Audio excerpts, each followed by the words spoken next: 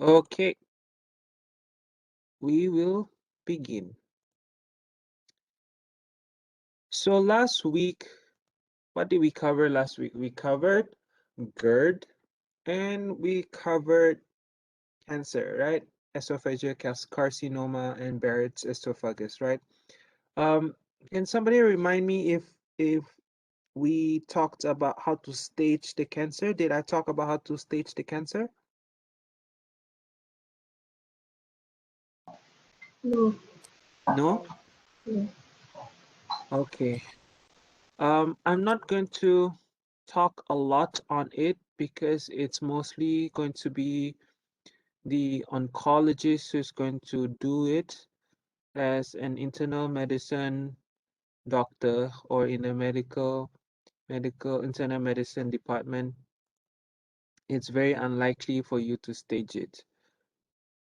But nevertheless, well, you can learn how to stage it if you know how to stage it. Also, you might not be the one responsible to stage it.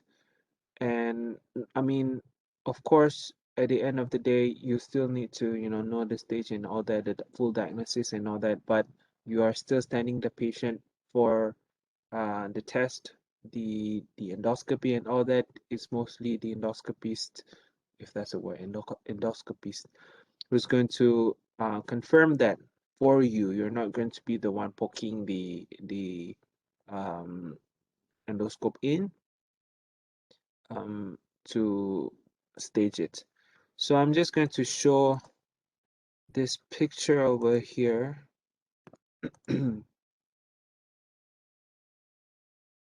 Okay, I hope everybody can see. It's a very rough idea, honestly. I'm sure most of us are quite familiar with the TNM staging. Whenever it comes to cancer, we always revert back to the TNM stage.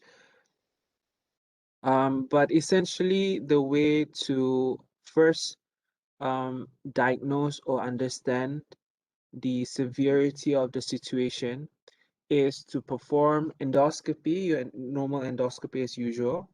And together with the endoscope, there'll be an ultrasound machine together with it. And the ultrasound machine will measure the depth of the the cancer. And the deeper it is, the no, the more, of course, more severe it is, and it gives you an understanding as to which layer it gets affected and what type of complication that will arise as it gets deeper and deeper. That's the first one, the depth of the cancer. But of course, as you see in this picture over here, there's T and M, right? Your tumor, your node, and your metastases over here. So you see your T up to T4 over here, your N0, N1, N2, N3, and there's no M here. M, obviously, metastases, you can find metastatic tissues on different parts of the body, be it distal from the place of affection or proximal to it, right? So yeah, this is just a very rough idea on how to stage the problem. How to treat it, again, most likely you won't be the one treating it. The oncologist will probably be the one who's going to prescribe. There's an array of medication to do it. I think I covered it last week on the treatment part. I think so. I don't know. I have a vague recollection of what happened last week. I think I did talk about treatment. I talked about how difficult it is to treat it, and most of the time, we just treat it conservatively and palliatively, if I'm not mistaken, right? But if we want to perform, if we want to use chemotherapy and all that, typically 5-fluorouracil is the drug that we often go to, we would choose for the cancer. Okay. Um, so right. So that's the cancer part of last week, right? So we are going to move on today. Last week we were supposed to cover esophagitis, but um, we did not have that much time to cover esophagitis.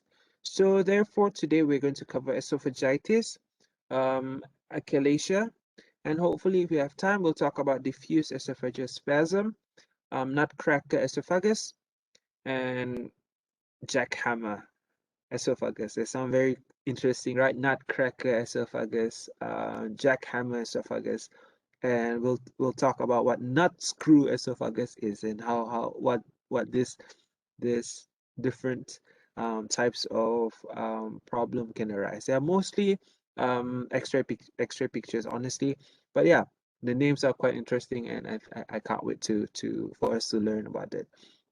But anyway, let's not get too excited by the name. So let's start with esophagitis, okay? Um, right.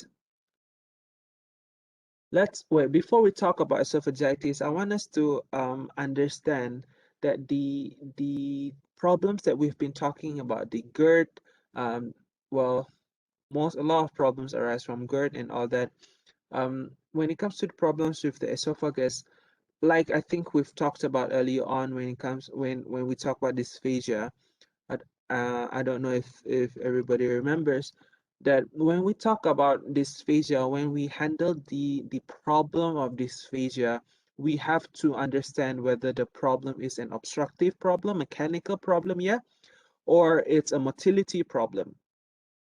And when it comes to GERD, of course, you understand that the problem with GERD is the abnormal inability of the lower esophageal sphincter to um, fully contract, causing a reflux or backflow of the gastric content into the esophagus, right? And we understand that there is a motility problem. But let's say if the patient complains of dysphagia and there's no, we understand that it's not a motility problem, it's a mechanical problem. Maybe it's an obstruction, foreign body, or cancer, um, what we learned last week, our esophageal carcinoma. So that's like the two main things that we have to have in mind, whether it's a motility problem or it's a mechanical problem or an obstruction, right?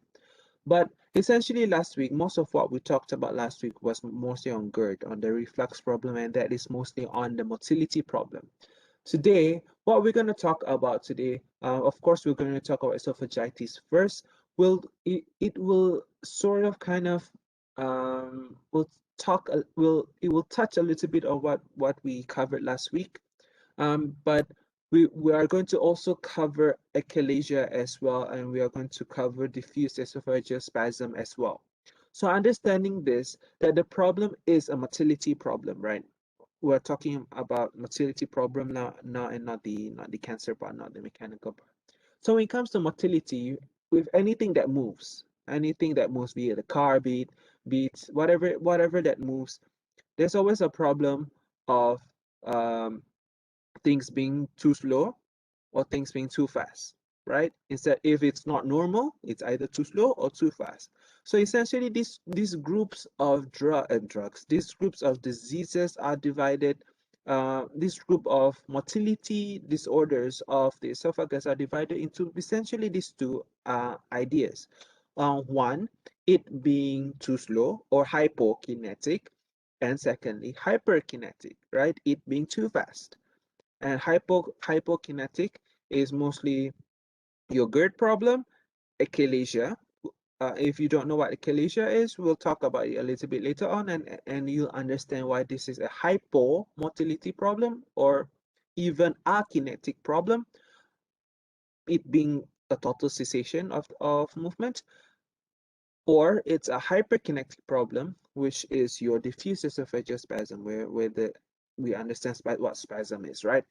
Or your nutcracker esophagus, or your jackhammer esophagus, or corkscrew esophagus, depending on what what the terms that you would like to use. But we'll talk about that later on. But these are the two general ideas, okay? So we need to understand this so that we know what treatment to prescribe. If it's a spastic problem, we know that we have to give spasmolytic, right? If it's not um, a spastic problem, if it's hypomotility, it means that we need to stimulate the motility somewhere or another, and we can give some set of drugs, which we are going to cover today, or even surgical. A lot of times, surgical intervention is warranted in such cases. But and what type of surgical procedures we're going to cover a little bit, of course. We're not going to cover a lot because it's mostly on internal medicine, but we'll still cover a little bit for the sake of learning and all that. But so we are going to start. We are going to start with esophagitis. Like last week, we studied with a case, right? So we are going to start this class, this topic on esophagitis with also a case. Bear in mind, like last week as well, the case that we talked about, they don't necessarily coincide with your typical textbook description. I intentionally chose them so that we know what differentials that we need to think about. Okay. So, right, Mrs. Robinson, 66-year-old female, everybody can see her, presented to the emergency department with wheezing, difficulty breathing, right-sided chest pain with deep inspiration, nausea, vomiting. She stated that she was in her usual state of health until she awoke at 3 a.m., wheezing and was not able to go back to sleep. She was nauseous, vomited a small amount of green blood-stained emesis. Emesis, okay, pay attention to that. It is emesis, not ptosis, not ptosis, pertussis, not pertussis, not cough. Chest X-ray was done and showed an infiltrate to the right anterior lung base with chronic pleural effusion. Mrs. Robinson's medical history include asthma, GERD for the past 3 years, a reoccurring pneumonia. She weighs 170 pounds, BMI 29.2. This is obesity. She was started on albuterol. Albuterol is what's albuterol, ladies and gentlemen?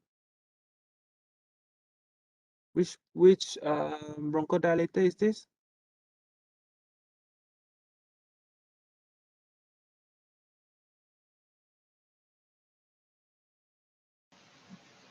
Detecting kah? Hmm? I think it's short acting. Short Short. acting? Short acting what? Beta Beta-2 agonist. agonist. Okay, beta-2 agonist. Okay, short acting beta-2 agonist. With levofloxacin. Levofloxacin, what is levofloxacin? Antibiotic. Specifically, which antibiotics?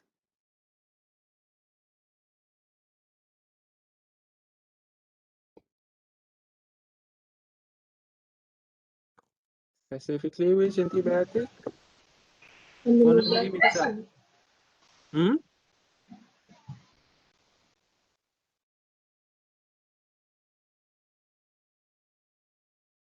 Who was it just now?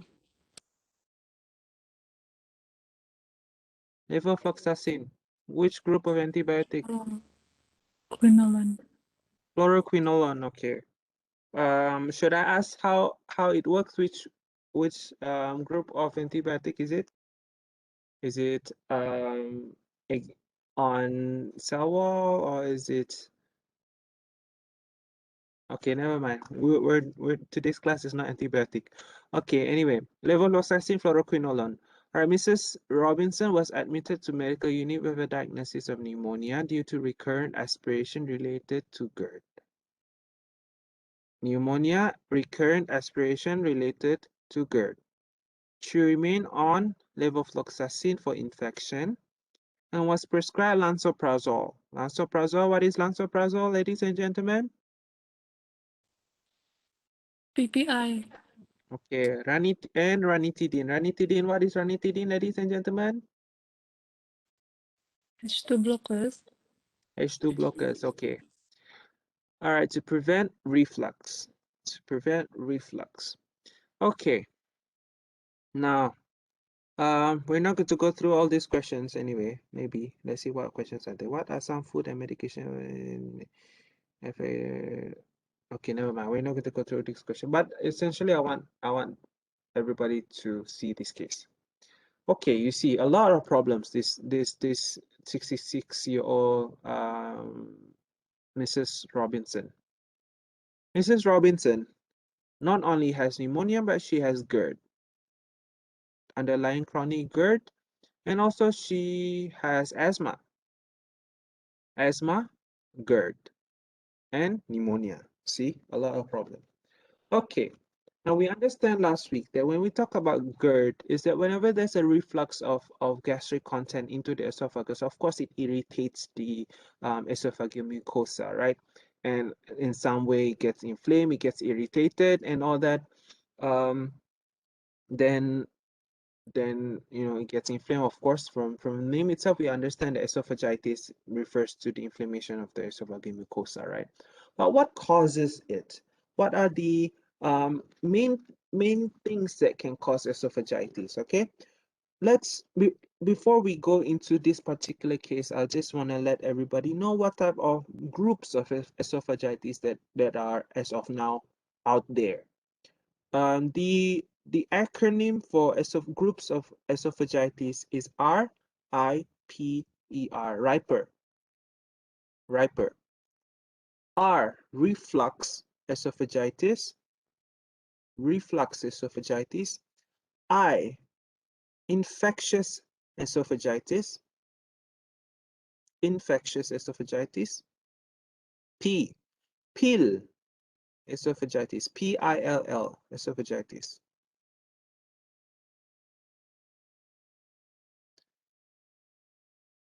E, eosinophilic esophagitis. R, radiation or chemoradiation esophagitis. Reflux, infectious, pill, eosinophilic, and radiation esophagitis. All right, so let's go first one by one. The first one, reflux esophagitis. Just from the name itself, we understand reflux esophagitis, and the problem comes from the GERD, right? There's a reflux of gastric content into the esophagus and it irritates the esophageal mucosa. Sure, that's the basic idea that we've been talking about lately, right? And I think that it's self-explanatory. Second, infectious esophagitis. Infectious esophagitis, well, from the name itself, we understand that it's infectious in nature. It can be bacterial, it can be fungal, it can be viruses and all that. But the most common infectious esophagitis is fungal esophagitis. Fungal esophagitis, and the most popular fungus when it comes to the infection part of fungus is Candida, right? Called Candida albicans. It causes a lot of problems, and probably you've heard of the term oral thrush. Oral thrush. Of course, the term oral thrush refers to just basically your oral cavity, and your esophagus is not your oral cavity, right? But how do we know that it's probably Candida esophagitis or fungal esophagitis? Is looking at your oral mucosa. If you see that the kind of the floor of your oral cavity has white patches around it, around the area, most likely what's after that is also um, white patches, meaning the esophagus downwards is also full of patches as well. And so we understand that fungal infection may exist as its own, as in patients can have, even patients with no other, who are not immunocompromised, who are immunocompetent, normal patients basically, can still get fungal infection.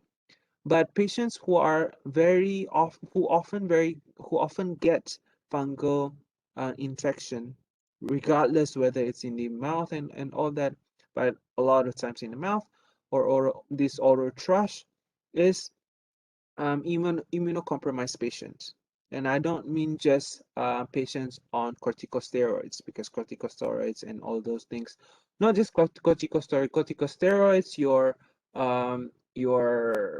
biologics, your those immunomodulators and all those things, they suppress your immune system, of course. But these are not just drugs, but there are also some other forms of some patients also who are immunocompromised, who are not because of drugs. For example, your HIV patients. And HIV patients always get, a lot of times they get oral thrush.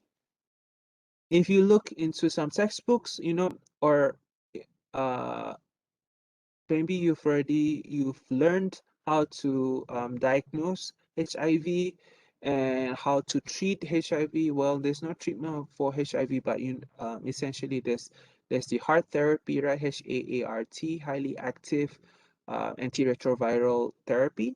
I think we've talked about that before.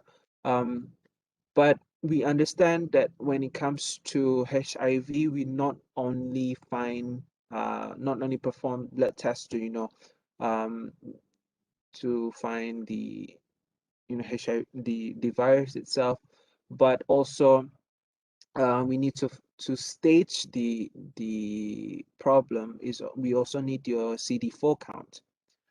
Some textbook would say that a lot of patients with oral thrush, with fungal esophagitis, their CD4 count is less than 200. It's less than 200.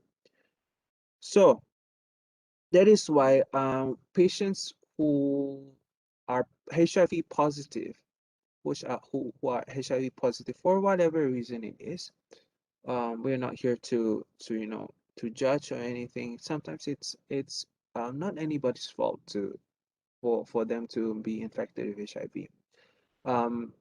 But what's important is to educate the patient, he or herself, and also the family members about opportunistic infections.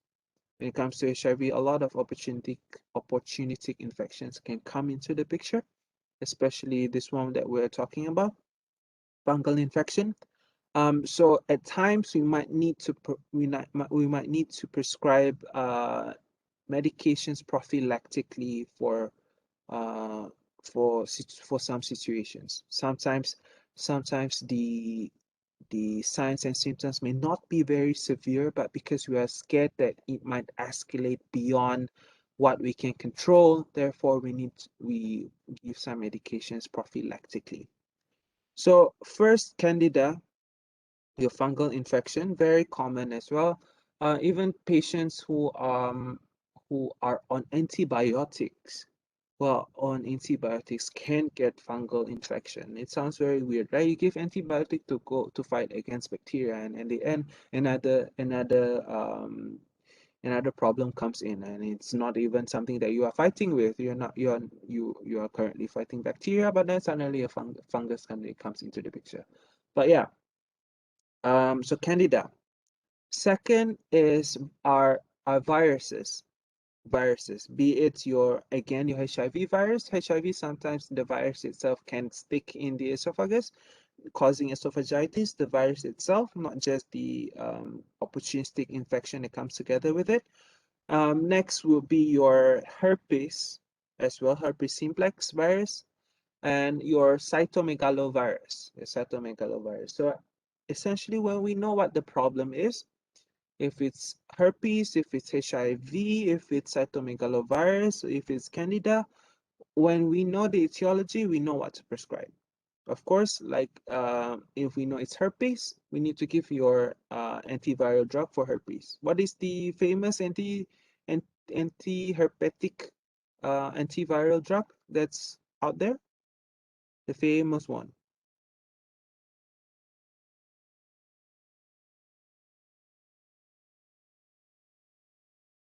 Anybody?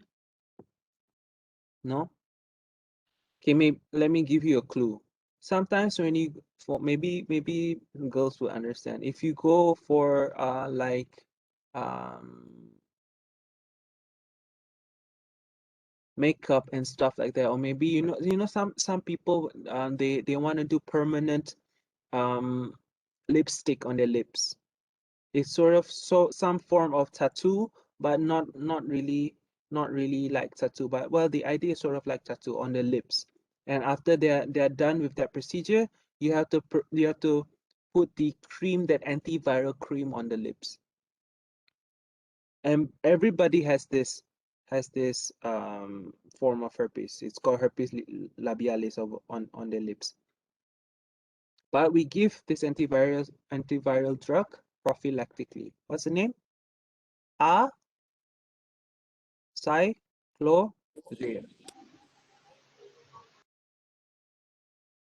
Right. Acyclovir.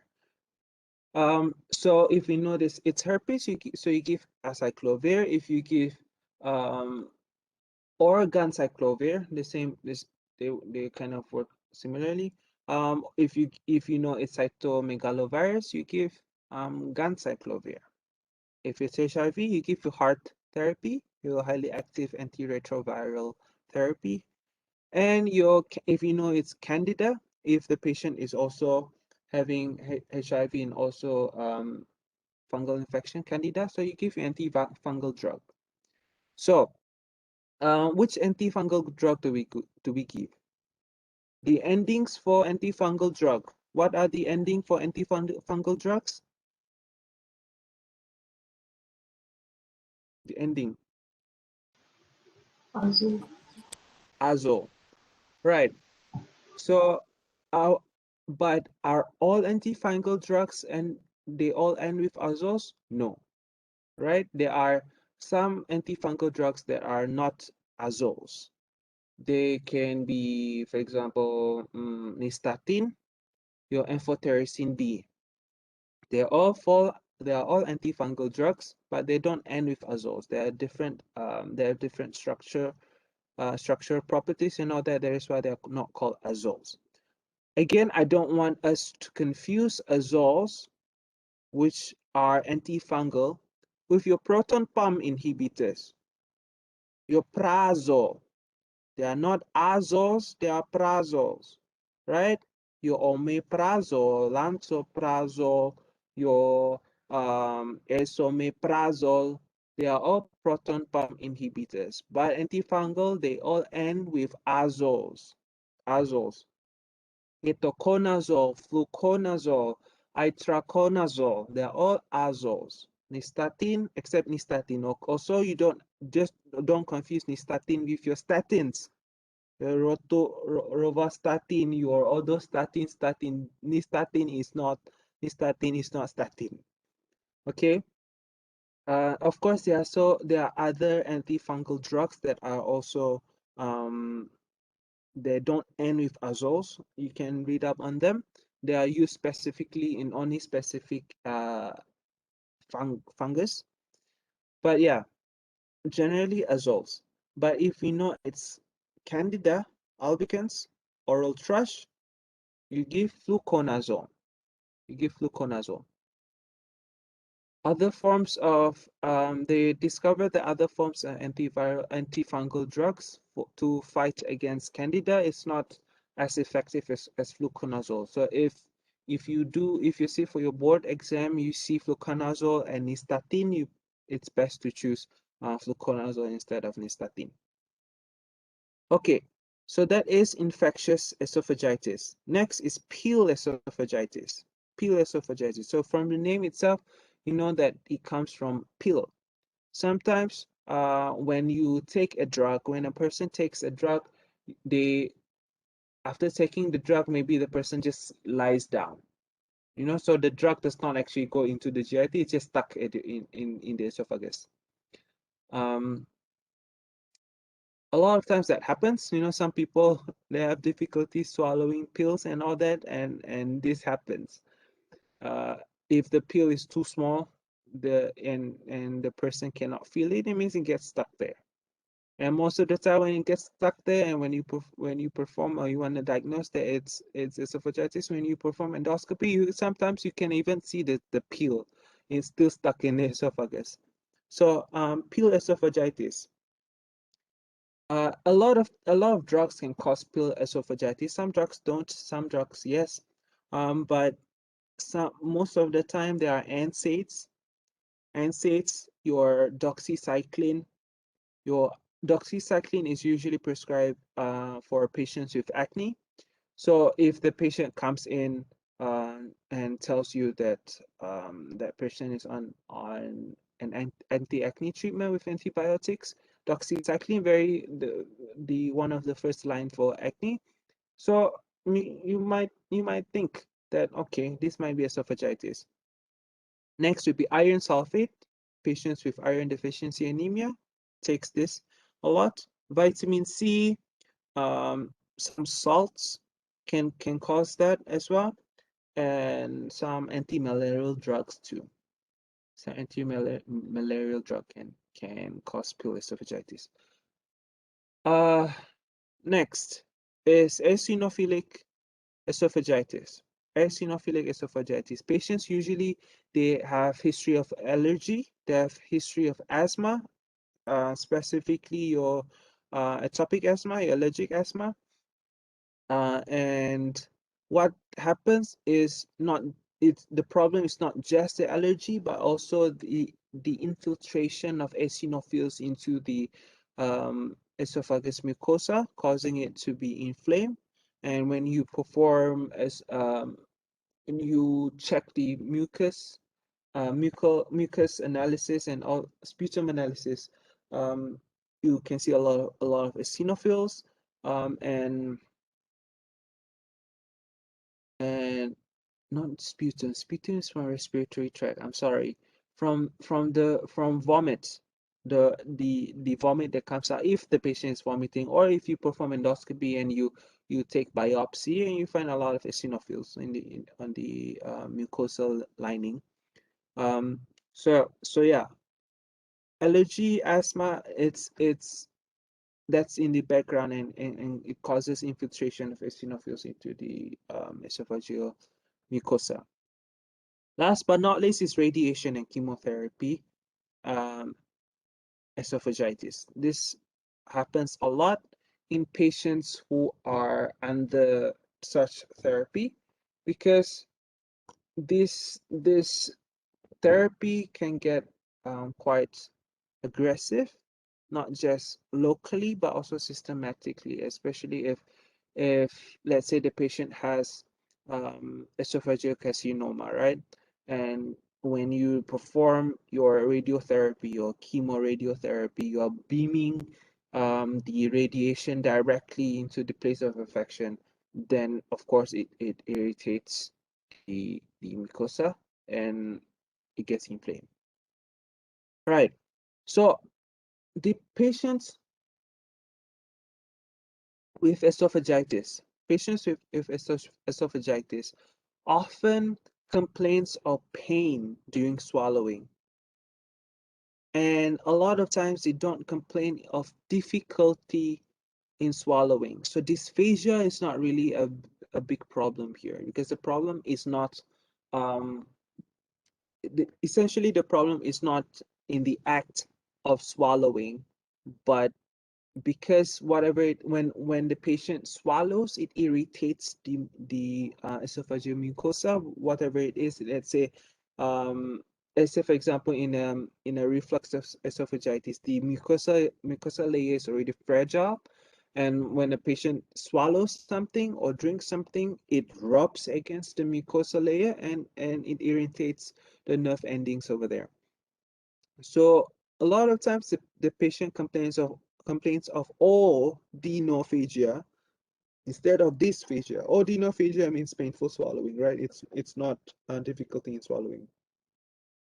And when it comes to odynophagia, and a lot of times the clinicians would, there are only a few tests that are typically performed for patients with esophageal diseases. Number one is your barium swallow. Second is your biopsy, your endoscopy,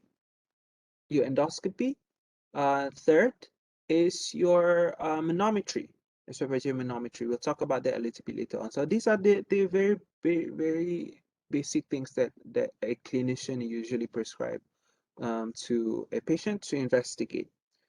But when it comes to patients with painful swallowing, endoscopy usually does not, barium swallow usually does not, is not warranted. And it's being a first step, if it becomes a first step barium swallow or your esophagogram, you know, basically it's like it's X-ray, right? This X-ray of contrast, if this is the first step, that clinician is not right. Your barium swallow in esophagitis as a first step to investigate is not correct, because it will not show anything first, and also it's not, if it's helpful, it's not effective at all to know what the problem is. So the right answer for first step of investigation is your EGD, your endoscopic your endoscopy, yeah, your upper endoscopy. That should be your first step, and that is the most helpful thing that you can do for patients with esophagitis, not your barium swallow. Um, so that's that. Okay, now understanding that, let's go to this. Let's talk about Mrs. Robinson over here. You see, Mrs. Robinson has pneumonia, and also because of the GERD. Because of the GERD. So the problem starts with the GERD, and then complicated with pneumonia, and then together with asthma. So seeing the problem here, the problem is not just one. You see that there are three problems over here, and it can be a lot of things. You see that because Mrs. Robinson has GERD, so there's a chance that according to this description over here, that she has reflux esophagitis, right? Just um logically speaking, following the description. First, reflux esophagitis. Second, is that seeing that Mrs. Robinson has asthma, has asthma, and asthma, regardless of, um, probably she needs there should be more description on her asthma. You know that asthma can be allergic in nature too. So is it possible for this to be eosinophilic esophagitis? Possible, possible, right? Because there's no confirmation just yet. And well, pneumonia is pneumonia. It does not really affect the GI tract, but it happens because of aspiration. So over here, you see that now that she said that she was started on albuterol, short acting, plus levofloxacin. Interesting that the the clinicians at the emergency department prescribe a beta 2 agonist for pneumonia.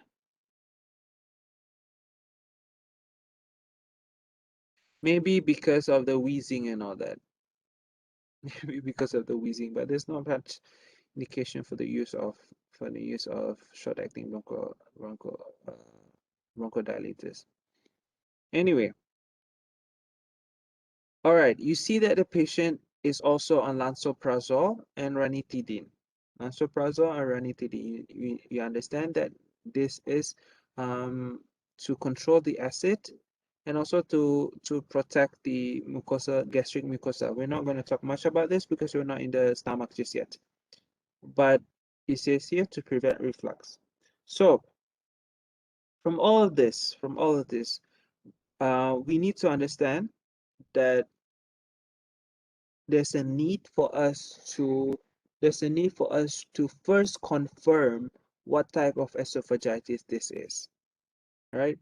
If if it is reflux, then we need to aggressively treat the GERD, because you see that the GERD is already chronic, and then lansoprazole and ranitidine may not be enough. Then if it's eosinophilic, then we need to treat that as well.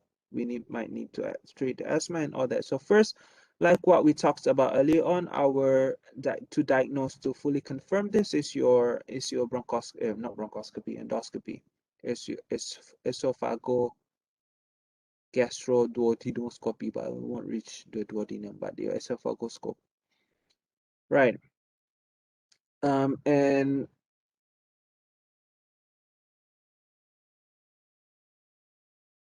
okay. How does Mrs. Robinson's weight affects reflux? What recommendation should you take? Okay, we're not going to go through these questions, but essentially when we talked about all this things, the problem, the causes of esophagitis, we understand that we also know how to treat it already, right? If it's reflux, then we treat the GERD. We talked about how to treat GERD last week. The infectious, we talked about how to treat that. Pill, we can either stop the intake of such drugs, or uh, or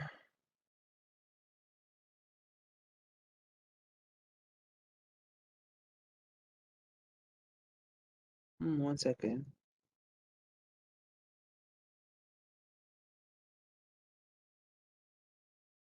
Right. Okay, never mind. I was reading.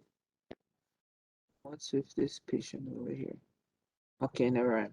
Uh, as I was saying, what was I saying? Oh yeah, pill esophagitis. So if we understand that the patient is it is a pill esophagitis, either we stop the medication or we tell the patient how to properly take the medication, not to do this, not to do that, not to lie down immediately after taking the medication, or drink more water when you take the medication, or crush the pill if it's necessary, and all that. And all that, just basically to educate the patient how to properly take the medication. uh eosinophilic esophagitis, we talked about it. So if it's allergic in nature, of course, we as usual, we give antihistamines, or, well, depends on how bad it is. If it's a chronic problem, we might need to give corticosteroids and all that, but basically your anti-allergic drugs. There are not many anti-allergic drugs, basically your antihistamines and steroids and all that. So yeah, you know how to treat eosinophilic esophagitis. Radiation and chemotherapy, unfortunately, there's not much to do with that, because patients who are on radiation and chemotherapy, their condition, they understand that when they are on chemo and on radiotherapy, it's always aggressive. It's always aggressive, and they will go through episodes of problems right after the treatment, and they kind of expect it. So how do we treat this? Of course, palliatively, unfortunately, or fortunately, that the patient maybe can give more liquid food, because you see the problem is not in swallowing, right? So he can give liquid food first, or soft food, not really hard or solid food, and all that, until the inflammation decreases. So, and you can give prophylactically your lansoprazole as well, just to protect the gastric mucosa and also to prevent reflux essentially as well. So yeah, that is esophagitis. Esophagitis. Did I miss out on anything? Any questions so far?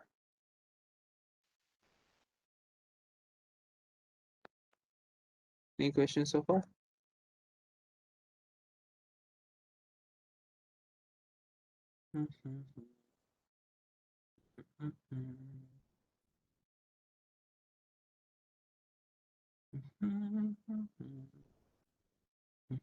Okay. No, if no questions, let's move on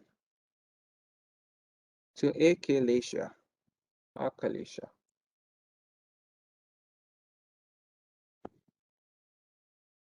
Hmm.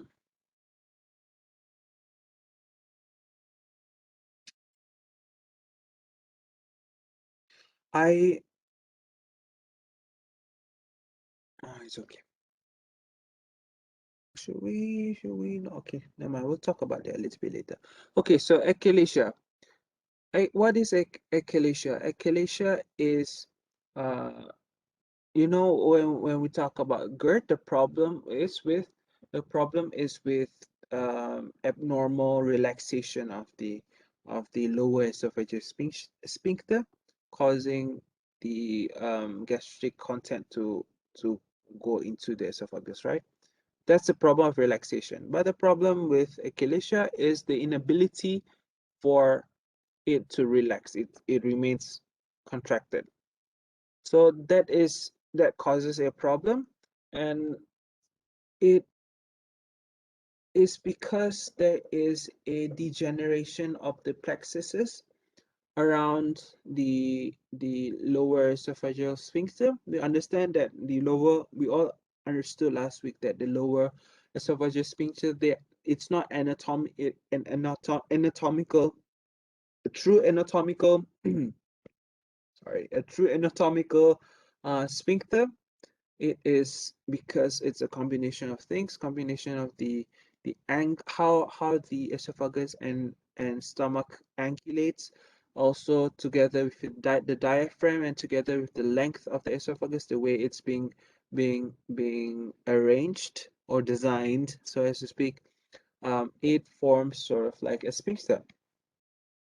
Right, because of that, there are also plexuses around it. They call it mesenteric plexuses around it, and it degenerates. These plexuses, they degenerate and causing the the inability the loss of the lower esophageal sphincter to the loss of ability of the lower esophageal sphincter, LES in short, um, to to relax, causing it to be constricted. Now, because the problem here, like what we talked about earlier on, when it comes to motility problems with motility, we understand this is a hypomotility problem. So patients always complain of difficulty in swallowing, dysphagia, right? Dysphagia.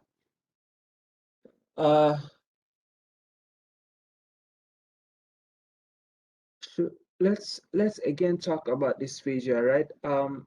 I remember last week I said that there are a few stages of dysphagia, and they're kind of arranged, they're kind of staged according to the type of food that the patient accepts or allows or being able to pass through the esophagus, it being solid, it being liquid, or solid and liquid. So for achalasia, both solid and liquid cannot pass through. Both solid and liquid cannot pass through. There are some diseases that patients can say, "Oh, I can't swallow solid food first for a while, and then now I can't swallow liquid." You see, there's a progression there. But in achalasia, both solid and liquid cannot pass through. Dysphagia of both swallowing of both solid and liquid material. And the way to understand the difficulty or the problem with um, achalasia is from the complaints of the patient. It's him or herself. All right. Again, I think I would like to show a case.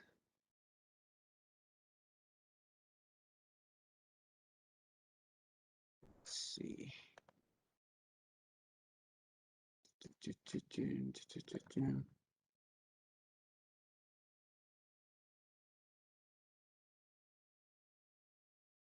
Safety.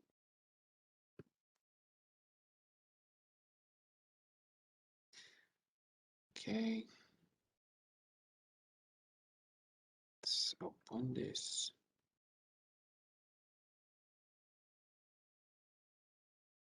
All right, 60-year-old man presents with a 9-month history of dysphagia. There's no difference between solid and liquid, like I said just now.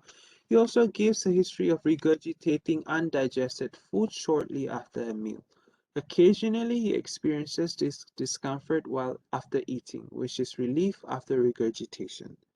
His BMI of 29, obese patient, has lost no weight over the last few months. Which investigation is most likely to definitively confirm the diagnosis? So let's not answer the question just yet, but I just want us to see this patient over here. 60-year-old man. I would prefer clinical task with names of the patient. I don't like how tasks and clinical questions are just 60-year-old man, 60-year-old this, 60-year-old. It takes the humanity away from the patient. But anyway,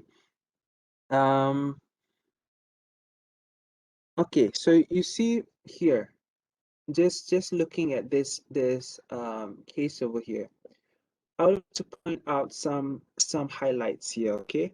And these are the things that help us understand the severity of the problem.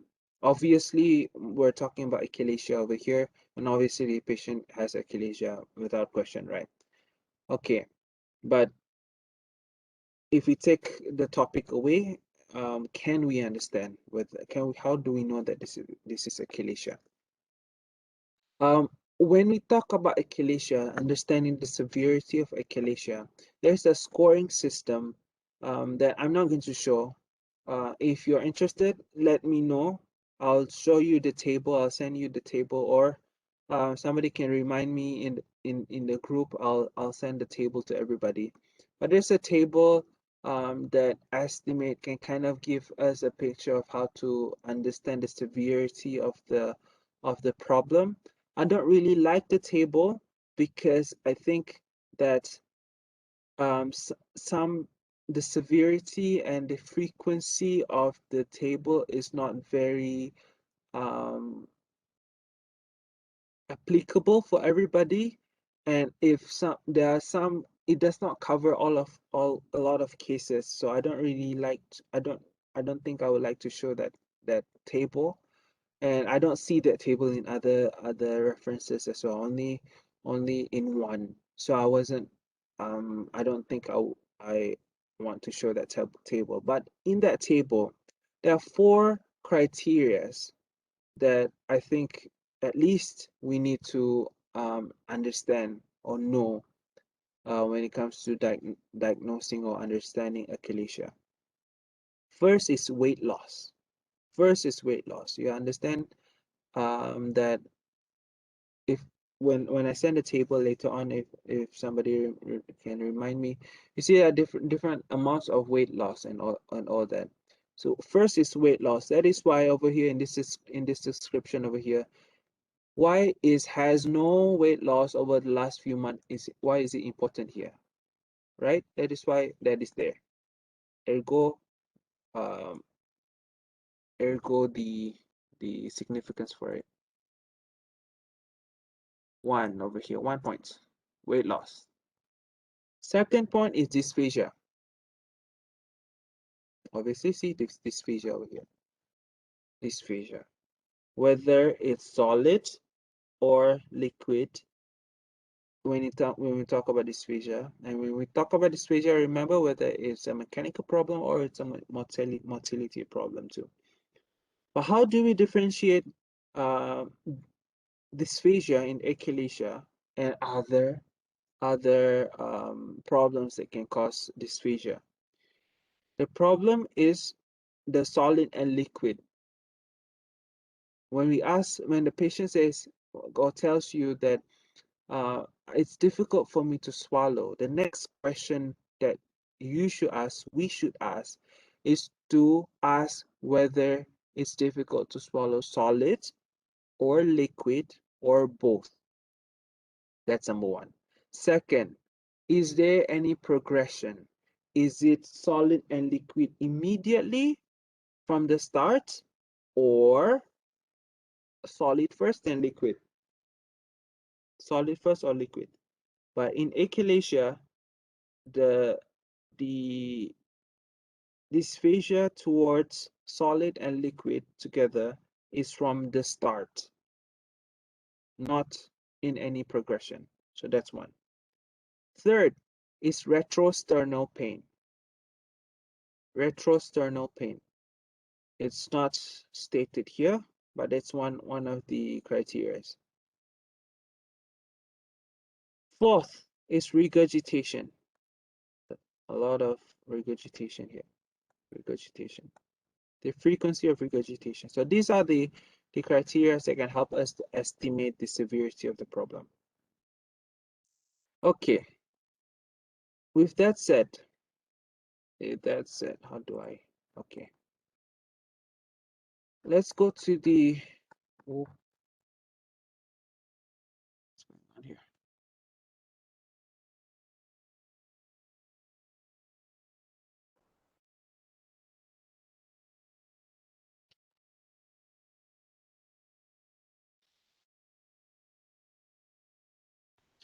Let's go to this question over here. Which investigation is most likely definitively confirm the diagnosis?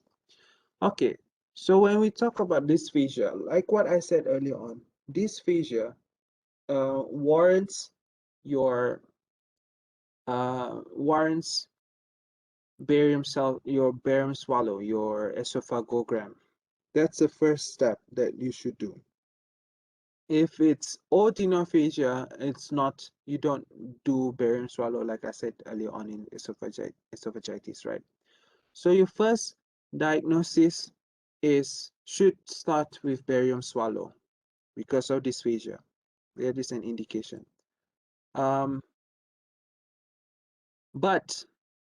barium swallow in achalasia is not the definitive diagnosis method for it. Okay, what's going on here? It's not the, why is it not, sorry. It is not scrolling. The problem, the definitive, it's not scrolling. What's going on? Okay. The definitive investigation is not barium swallow, but your manometry. We'll talk about it a little bit later on manometry. Why? Because you know the term manometry itself, it means it measures pressure, right? And your GI tract has peristalsis, right? And the measurement of the movement of your GI tract can help you to understand where the problem is, if it's too slow in certain areas or too fast in certain areas. Of course, barium swallow can help us to see where the problem is, but the most definitive answer is manometry. It's very specific and very sensitive for achalasia.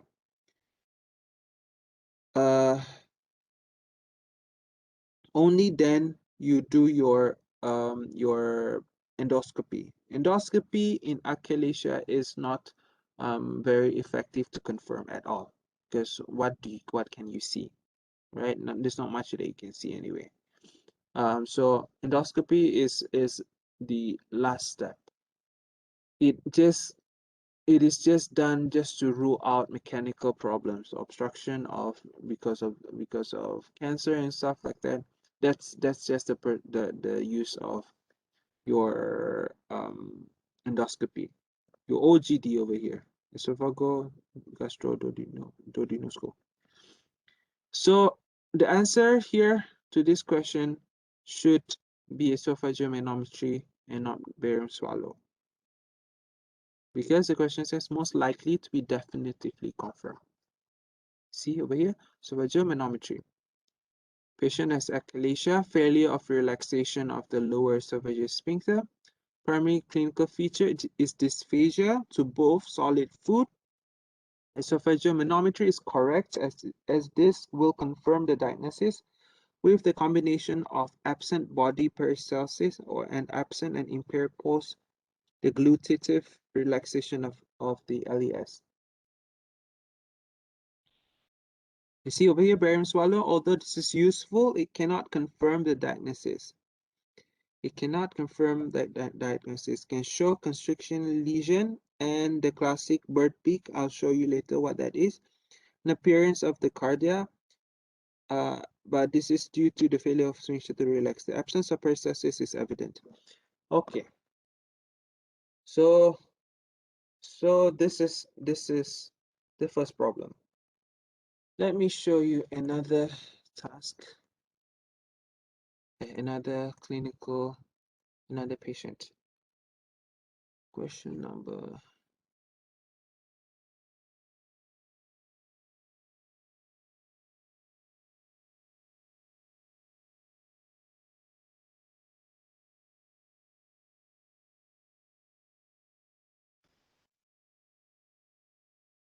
All right.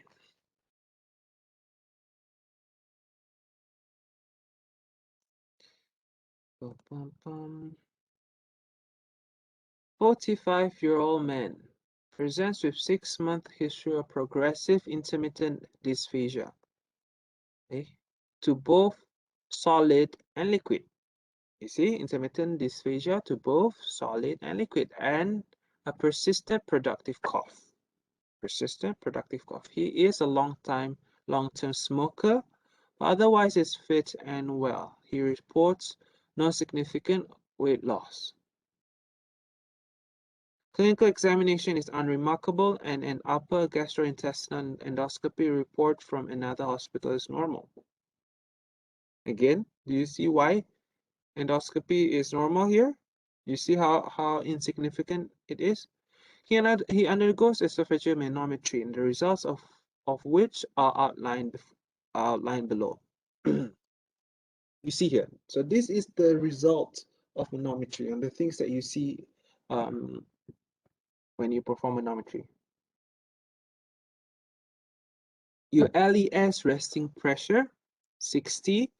See, the one in bracket is your normal. See, this is above normal, right? Residual lower esophageal sphincter relaxing pressure increase, right? Peristalsis, proximal amplitude is normal. Proximal means that it's in the upper part of the esophagus. See that it's normal. Proximal duration 3 seconds, normal. Distal amplitude 0. Distal duration absent at all. Absent. Everything is gone. So you see that the resting pressure is increased,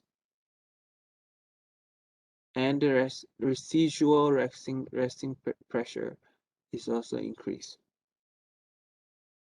And you see that the amplitude, there's nothing moves there, and nothing moves at all at the lower esophageal sphincter. So meaning that there's a problem somewhere there. And you see that dysphagia, the problem with dysphagia, and that's it, dysphagia. The problem, the patient only complains of dysphagia, except the productive cough and plus smoker. So probably COPD somewhere, but COPD is not the problem here. That at least for now that we're dealing with. Of course, we need to, if you want to treat that COPD, probably can treat the COPD. But okay, so understanding that there's manometry here and plus history, of course, the most likely diagnosis is your achalasia, right? Now, how do we differentiate scleroderma and achalasia? Uh, I I really not want to talk about scleroderma. I've seen it a lot, problems with scleroderma and esophagus, especially in diffuse systemic sclerosis. But because most of us, well, some of us are not, I'm not sure if everybody amongst us have, have used, has everybody studied systemic sclerosis, except the 6-year students. I'm sure at least you've covered that. Polycarp, have you covered systemic sclerosis? No. No? Okay, never mind then. Uh, you probably cover systemic sclerosis, if not first, fifth, second, either one of them. I'm not sure how they arrange it, but you'll cover systemic sclerosis in therapy, physiotherapy. It is a problem that patients have, it, be it a diffuse problem or a local problem. It causes a lot of atrophy and a lot of, well, if when you study, it's a very big disease, and it warrants a very long lecture and all that. But because of time, the esophagus is often affected in scleroderma, and I don't know if they explain it. Oh, they only explain. Oh, they explain a little bit. Yeah, thank God. Okay, see over here, last sentence. Scleroderma can also lead to reduced or occasional absent distal peristasis. This is why I wanted to point it out. I feel that I should not talk about scleroderma because some of us might not know what scleroderma is. But when I continue reading and continue to figure out things of the esophagus, it keeps popping up. So I don't think I can skip scleroderma. Maybe you can read on scleroderma a little bit after the class, so you might understand what this is. But essentially, because scleroderma causes problems in the esophagus, atrophy of the esophagus, and causes the distal esophagus. There's a reduction of total cessation of peristalsis in the lower end of the esophagus. But the way to differentiate esophagus in scleroderma and achalasia is this reading over here.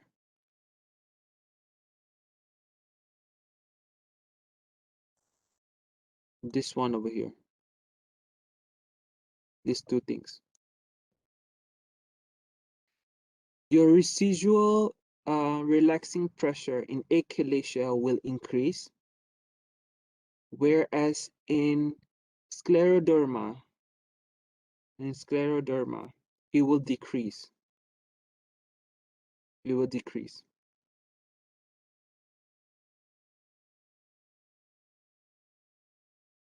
So that's the difference. So you see, that is why the manometry here is very much warranted, because it helps you to differentiate.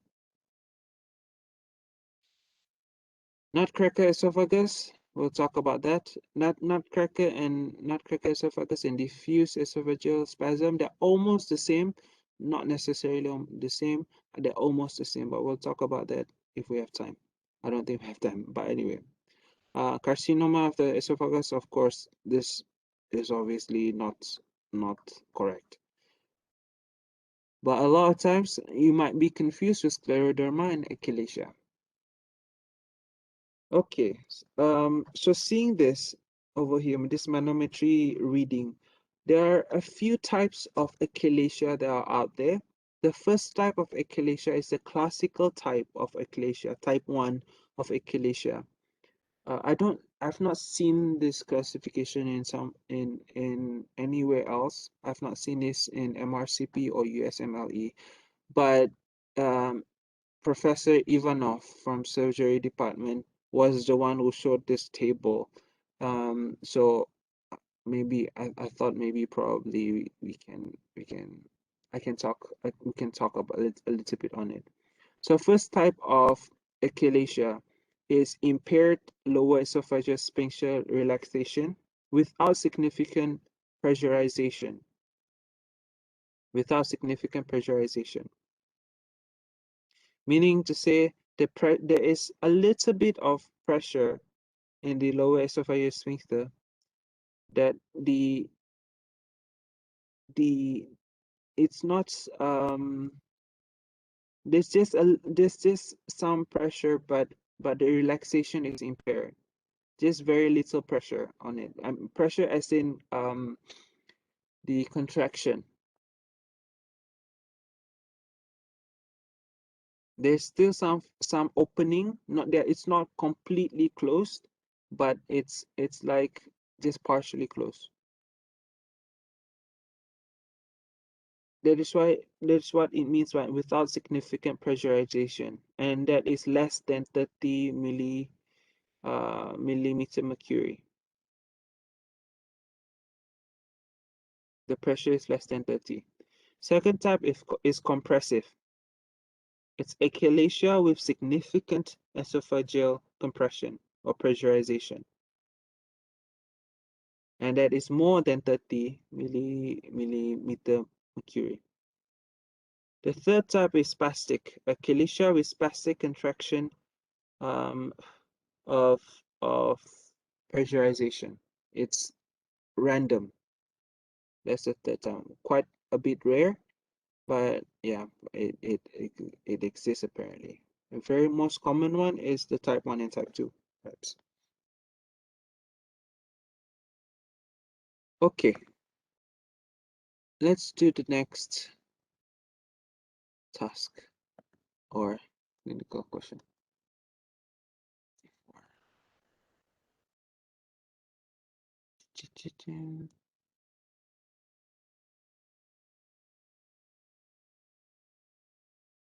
Okay.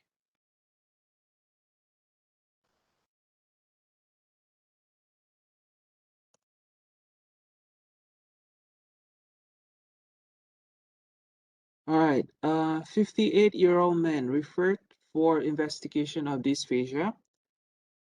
This had been gradually worsening over the last year, but was intermittent in nature and was for both solid and liquid. For both solid and liquid. Described the frequent regurgitation of old food several hours after eating. Recently, he had been experiencing occasional episodes of severe retrosternal pain, denied weight loss and heartburn, no significant past medical history, and was on no regular medication. He was a non-smoker, rarely drank alcohol. A full clinical examination was entirely normal, as was his full blood count, urea and electrolytes, and liver function tests.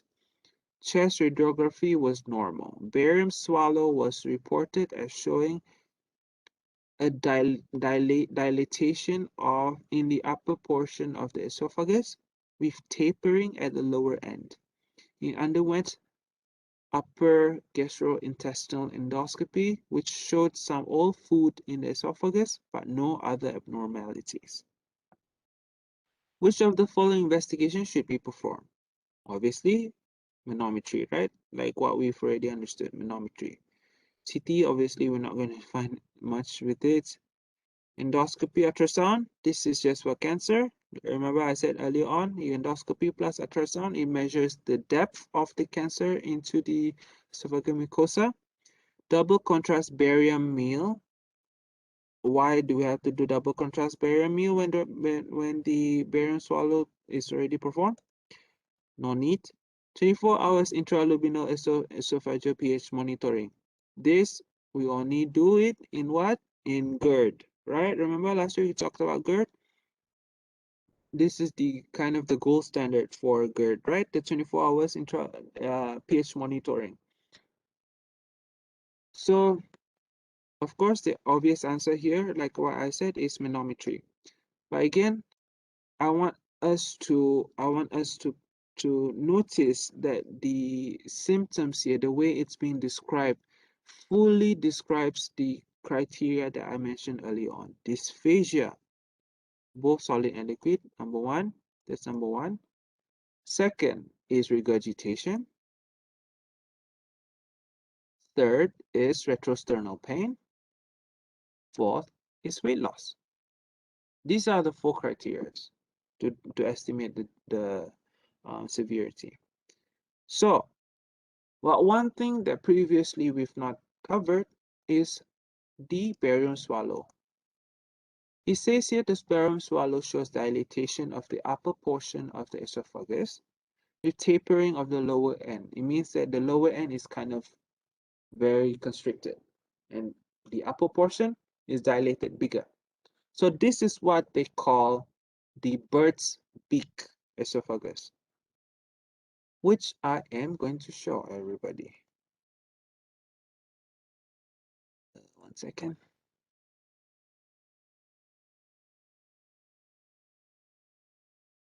Oh, too much. Okay.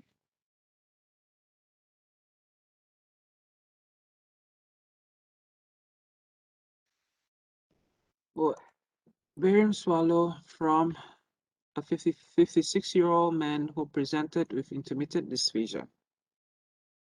You see here that the lower esophageal sphincter is tapered or small or being all constricted over here, while the upper part is dilated, very big. You see, your esophagus is not supposed to be this big. This is what they call the bird's beak esophagus. It looks like a bird. This part at least looks like a beak. And here's the bird. Let's say you just draw the wings, ta-da, and this is the bird. This is the eye, I guess. This bird is smiling. But anyway, right. So this is the bird's beak finding that you find in your barium swallow. Yeah, I have question. ask. I don't understand why the denying of weight loss is a significant criteria for achalasia. Okay, why? Because when the problem in achalasia is that the food cannot go down, right? Food gets stuck there, or maybe just a little bit of food gets into the stomach if it's not completely closed. Um, and a lot of times, because food cannot go out, patient vomits it out, regurgitates, right? Vomiting. So after a while, you see the problem may not be it's not an acute problem. You'll notice that there's a pattern towards pattern. The patient will notice there's a pattern in it, and after noticing the pattern, probably some months or weeks have already gone by, and months and weeks of not enough food going into the stomach, going into the system. Of course, the patient will be malnourished, right? Why is my video not on? Of course, the patient will not be malnourished. So because the patient is malnourished, weight loss, But denying though, denying yeah, what all of what the all of the all of the vignettes, the patients all deny weight loss. Yeah, so that means that gives you a picture that it's not that significant just yet. Oh, I think I need to show the picture to everybody. The table. What? Okay, let me show this picture to everybody. You probably understand why I don't like this picture. You see weight loss, dysphagia, retrosternal pain, regurgitation. None, less than 5, 5 to 10, more than 10. See, the higher the amount of weight loss, the more severe it is. So if there's no weight loss, if the patient denies weight loss, it means that it's the score is 0 for weight loss. Okay, okay, Uh, understand. and dysphagia, retrosternal pain, and all that. So from retrosternal pain, we understand that we need to of course differentiate it with MI definitely, because MI is also retrosternal, right? So of course you need to do your ECG and all those things to rule out MI too. Okay, where was I? Next problem, next patient, last patient before we finish. Can we differentiate achalasia from the diaphragm hernia? Can we differentiate achalasia with diaphragm hernia? You mean hiatal hernia? Mm-hmm. Hiatal hernia. Okay. This is surgical problem already. This is no longer internal medicine. So problem with hiatal hernia is that we need to understand the hiatal hernia occurs in patient mostly who are pregnant or are obese. That's first. But you see, most of the patients that we have earlier on, they are all mostly obese, right? Okay. So the problem of hiatal hernia is in as well. So how do we differentiate that, right? Next, hiatal hernia. It's not a small problem. The whole esophagus, not esophagus, the maybe part of the esophagus with a little bit, like maybe the cardiac part of the stomach, herniates into the opening where the esophagus and esophagus perforates the diaphragm, right? And it enters there. It means that there are other symptoms too. Pain, definitely pain, and the pain may not be as severe as may not the pain in achalasia may not be as severe as it is in in your hiatal hernia. Second, you see that the if the patient has hiatal hernia, problem with swallowing, of course, is also in. So when it comes to problem with swallowing, your first step, of course, you want to do your x-ray, right? So when you do your x-ray, you can see it. It's a very clear picture. You literally see a herniation into it. But clinical picture itself, in hiatal hernia or sliding hernia, if you would, uh, it's more severe than achalasia. It's a very acute, not really that acute, but okay, acute problem compared to achalasia. Achalasia it takes time for it to develop, for patients to know that it's achalasia. I know this is not very detailed, but I think this is the first thing that comes into my mind to differentiate that. Thank you. Okay. All right. Let us see the next vignette. Which question is this? 79.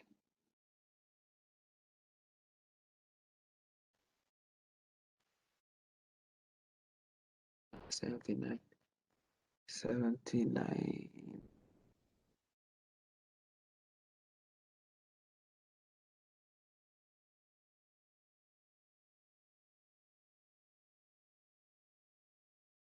Mhm.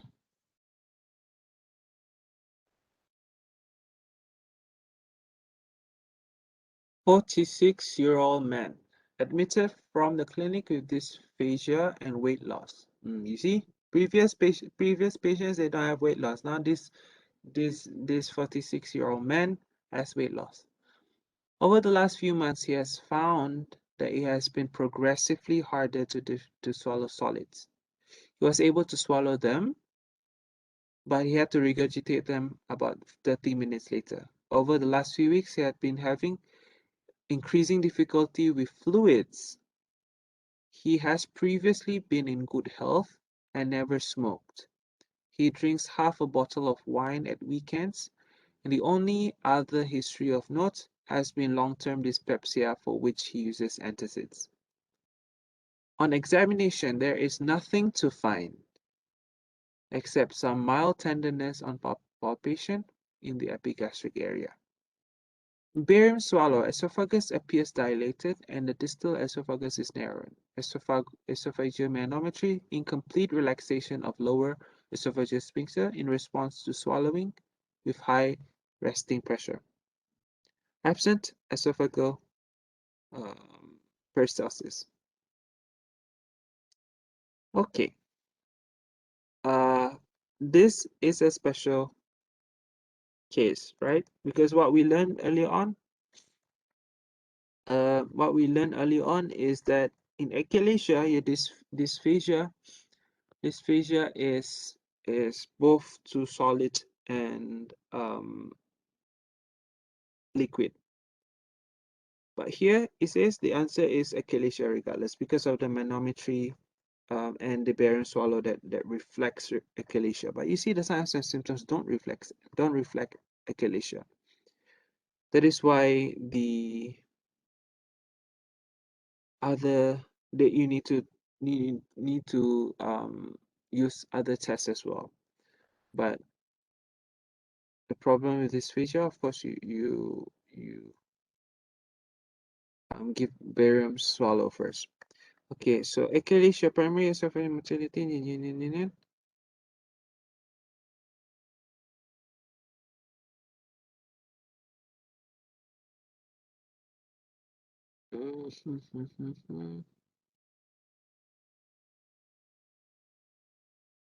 Okay, you see,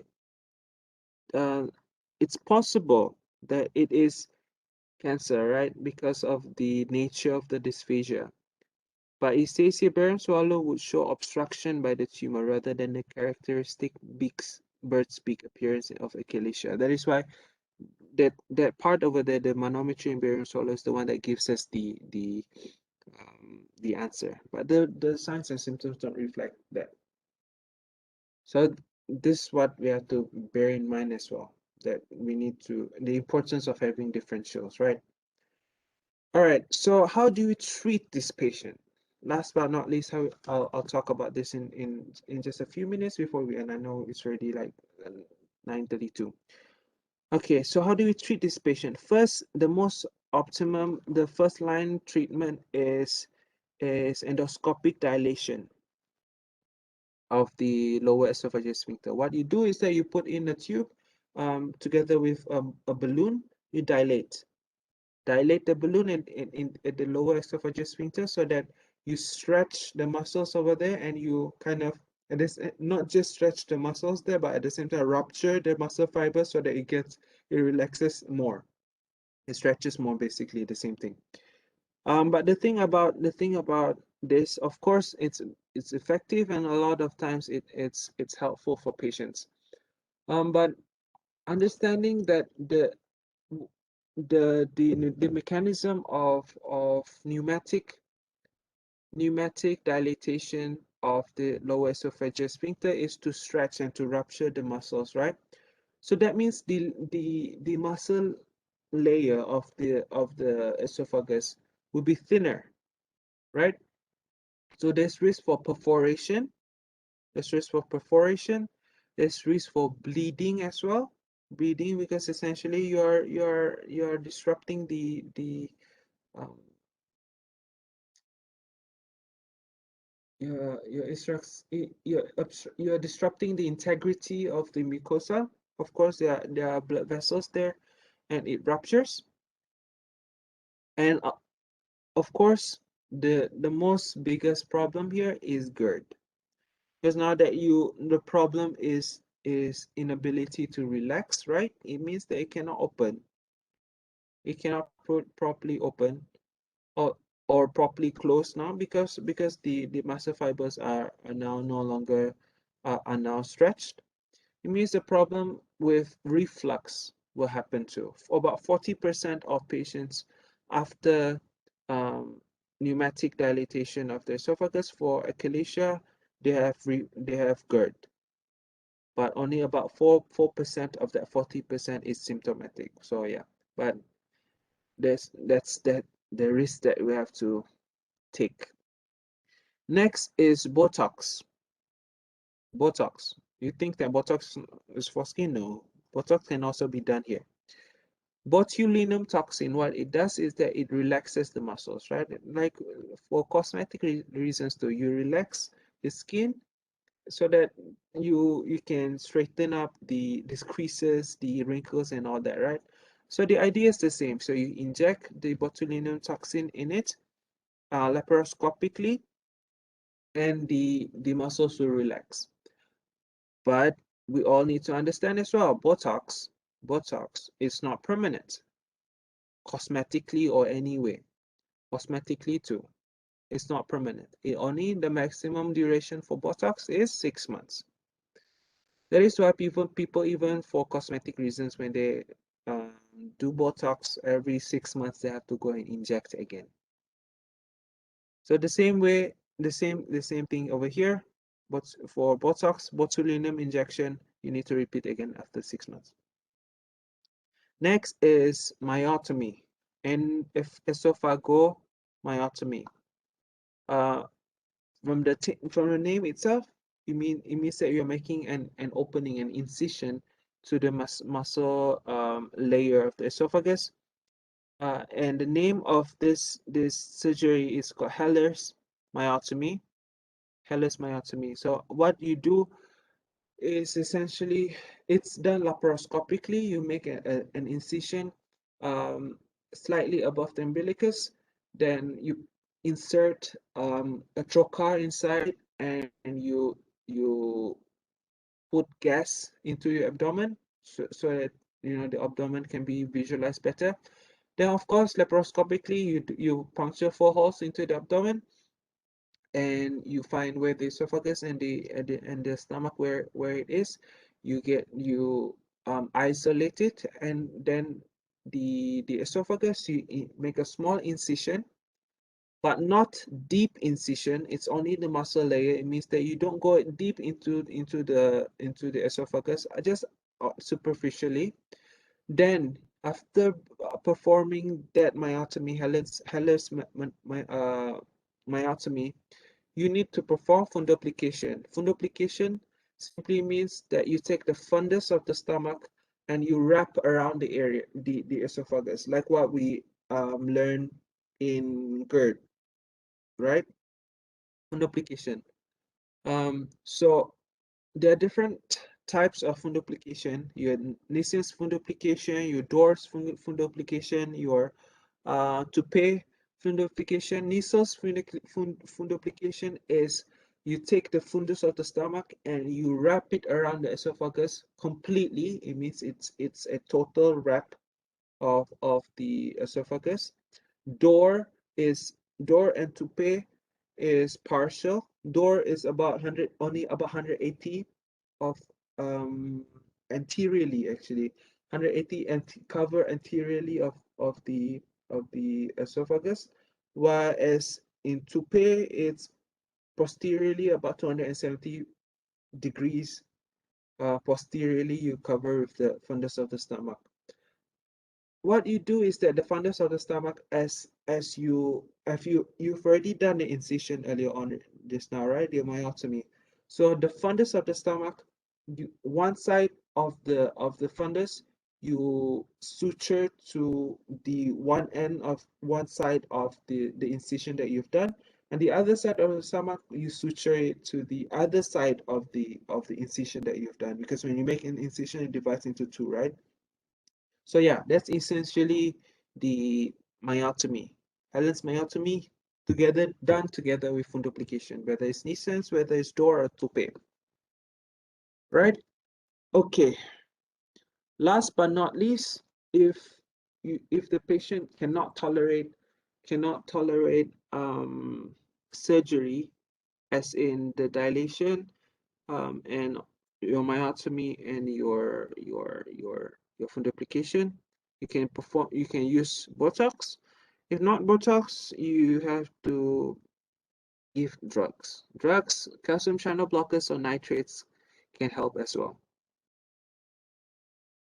Okay, so that's that for Achalasia. Any questions before we wrap up? Oh, we're 9 minutes over. I thought 3 minutes.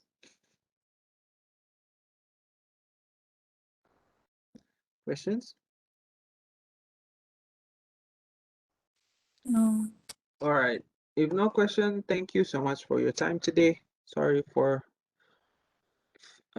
having a very long class today. Thank you. You Oh, guys not like good. Not enjoy good. your Bye-bye. weekend. Bye bye. Thank you. Bye. Thank you. Bye.